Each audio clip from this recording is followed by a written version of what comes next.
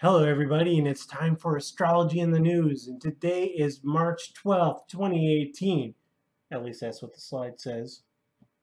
Oh, wait, I don't have a calendar on my wrist. I need a watch. I'll be like a peel and get me like a whole bunch of watches. Anyway, so yogic wisdom of the day comes to us from the great Swami Satchitananda, something like that. Anyway, peace comes not from doing, but from undoing, not from getting, but from letting go.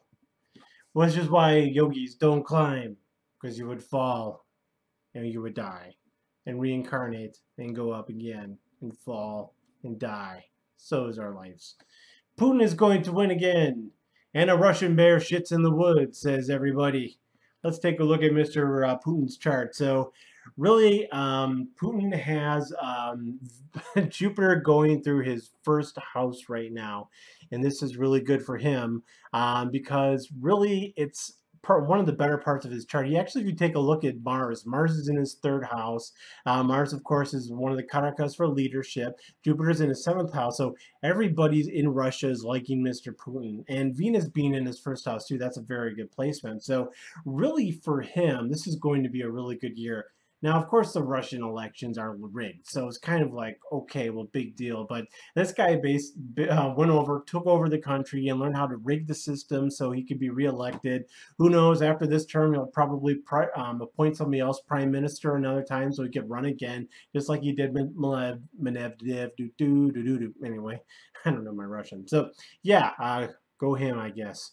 So anyway, bombs are going off in Austin. So if you live in Austin, please be very careful.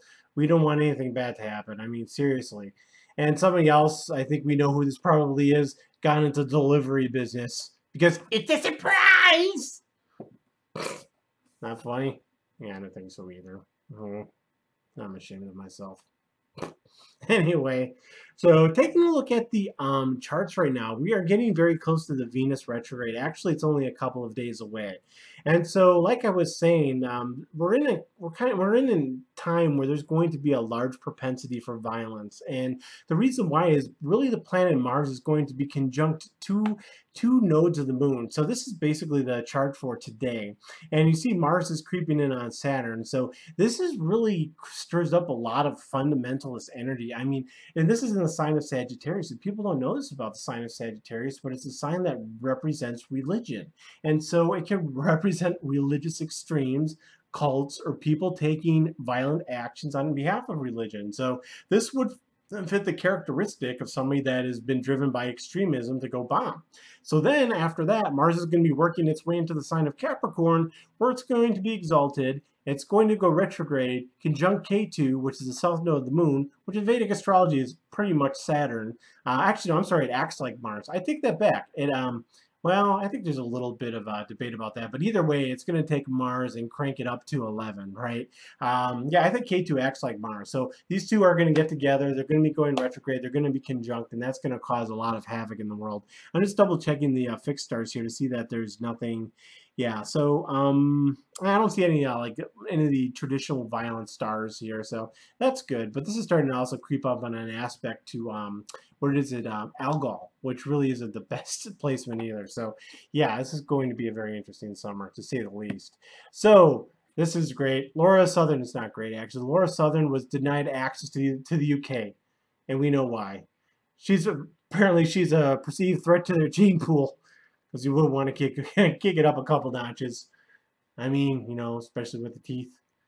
Well, she's not smiling there, but I'm sure her teeth are good. So anyway, Laura Southern was Canadian, which I actually did not know. But if we take a look at her chart, she was born in Surrey, Canada, which I believe is in British Columbia, just south of Vancouver, from my recollection. But anyway, we don't have her ascendant, but she's got the moon here in the sign of Sagittarius. Saturn is just in the sign of let's see, that's just in the sign of Pisces, so that's somewhat of a difficult placement.